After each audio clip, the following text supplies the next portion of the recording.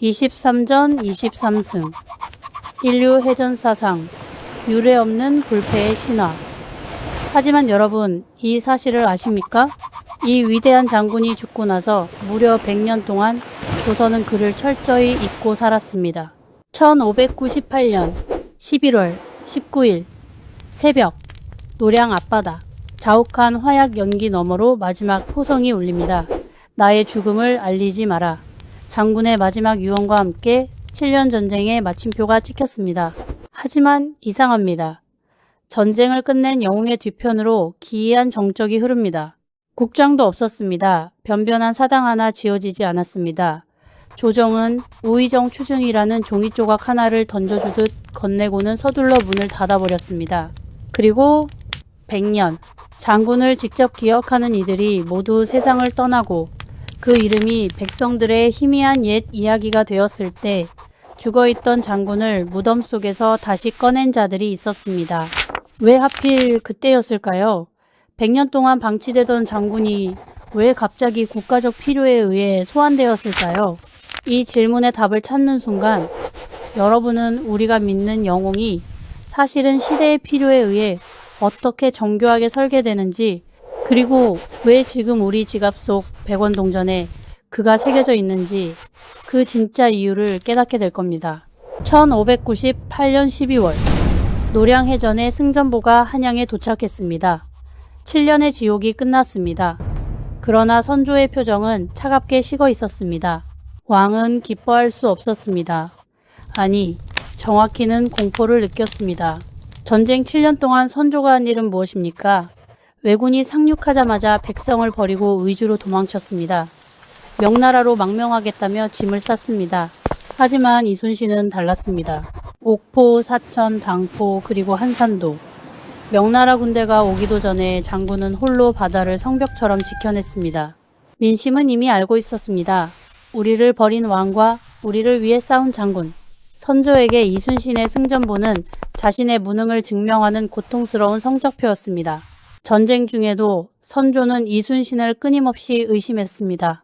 장군이 민심을 얻어 반역을 꾀하면 어쩌나 하는 열등감이 그를 지배했습니다. 결국 장군이 전사하자 선조는 안도했습니다. 이순신의 장례를 국장으로 치르자는 건의를 단칼에 거절합니다. 국고가 비었다는 핑계를 댔지만 속내는 명확했습니다. 죽은 영웅의 광옥광파이가 살아있는 자신의 초라한 권위를 집어삼킬까 두려웠던 것입니다. 그렇게 이순신은 승전의 환호와 함께 역사 속으로 강제 매몰되었습니다. 선조 이후 조선은 생존 자체가 급급했습니다.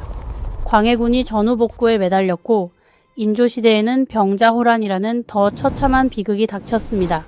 청나라 태종 앞에 무릎을 꿇고 삼배국어 두례를 행하던 그 치욕의 순간, 조선은 이순신을 떠올릴 여유조차 없었습니다. 이 시기 실록을 보면 기이할 정도로 이순신에 대한 언급이 줄어듭니다. 행정적인 보고 외에는 그를 기리는 목소리가 들리지 않습니다. 조정의 사대부들은 상복을 몇 년 입을 것인가를 두고 수천 장의 기록을 낭비하는 예속 논쟁에 광적으로 집착했습니다. 그들이 종이 위에서 예법을 따지며 에너지를 쏟는 동안 남의 바다를 피로 물들였던 장군의 공적은 먼지 쌓인 서고 속에 방치되었습니다. 민초들의 삶은 어땠을까요? 굶주림과 전염병 속에서 장군의 이름은 점점 희미해져 갔습니다. 옛날에 바다를 잘 지켰던 장군이 있었다더라 정도의 전설로 풍화되고 있었습니다. 이순신은 그렇게 역사의 주류에서 밀려나 과거의 장군일로 잊히고 있었습니다. 장군이 죽고 106년이 지난 1704년, 숙종이 갑자기 명령을 내립니다. 이순신의 사당을 짓고 이름을 내려라. 이것이 바로 현충사의 시작입니다. 왜 100년 만에 숙종은 이순신을 부활시켰을까요? 숙종은 한국 정치의 달인입니다. 신하들을 쥐락펴락하며 왕권을 강화하는 데 천재적인 감각을 가진 왕이었습니다. 그런 그에게 이순신은 완벽한 카드였습니다. 첫째, 자존감의 회복입니다. 청나라에 굴복한 삼전도의 치욕 이후 조선의 자존감은 바닥을 치고 있었습니다. 숙종은 우리에게도 중화의 정통성을 지킬 힘이 있다는 증거가 필요했습니다. 우리는 임진왜란 때 일본을 이겼던 위대한 민족이다 라는 서사를 만들기 위해 이순신이라는 불패의 아이콘을 소환한 것입니다. 둘째, 죽은 영웅의 편리함입니다. 살아있는 영웅은 왕에게 위협이 되지만 죽은 영웅은 왕의 입맛대로 해석할 수 있습니다. 숙종은 이순신에게 충무공이라는 공인된 시호를 내리며 장군이 목숨 바쳐 충성한 대상은 바로 나 왕이다 라는 메시지를 은연중에 심었습니다. 셋째, 당파의 통합입니다. 당시 서인과 남인은 죽기 살기로 싸우고 있었습니다.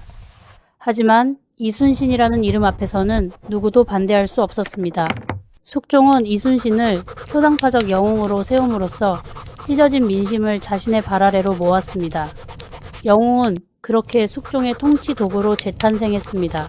숙종이 씨앗을 심었다면 정조는 그 씨앗을 거대한 신화의 나무로 키워냈습니다. 1795년 정조는 이순신 서사의 결정판인 이충무 공전서를 편찬합니다. 정조는 왜 이순신에게 그토록 집착했을까요? 그는 이순신에게서 자기 자신을 보았습니다. 뒤주에서 죽은 아버지 사도세자를 둔 정조는 기득권 세력의 끊임없는 견제 속에서 고독한 싸움을 이어가던 왕이었습니다. 부패한 조정의 모함을 견디며 바다를 지킨 이순신은 정조에게 가장 강력한 심리적 동지이자 방패였습니다.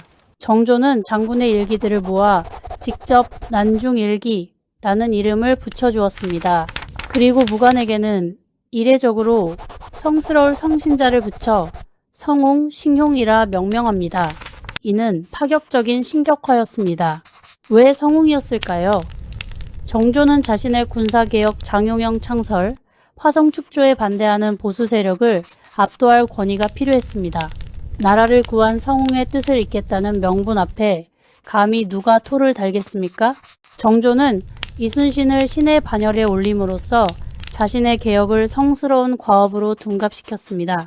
우리가 지금 알고 있는 완벽한 인격체, 이순신의 이미지는 바로 이 정조의 손끝에서 완성된 것입니다. 300년 전 정조가 심은 성웅이라는 설계도는 시대를 거치며 권력의 필요에 따라 끊임없이 재배되었습니다. 일제강점기에는 독립의 희망으로, 박정희 시대에는 국가 재건과 유신 과업의 상징으로 호출되었습니다. 그렇게 만들어진 성웅의 이미지는 결국 우리 지갑 속까지 들어와 백원동전의 얼굴이 되었습니다. 영웅은 단순히 과거의 사실이 아닙니다. 현재의 권력이 대중에게 전달하고 싶은 메시지를 담은 정교한 설계도입니다. 숙종은 자긍심을 위해, 정조는 개혁의 동력을 위해, 그리고 그 이후의 시대는 각자의 통치 철학을 위해 이순신이라는 이름을 불렀습니다. 이제 마지막으로 묻겠습니다. 오늘날 우리가 추앙하는 수많은 영웅담 뒤에는 어떤 설계자의 의도가 숨어 있을까요?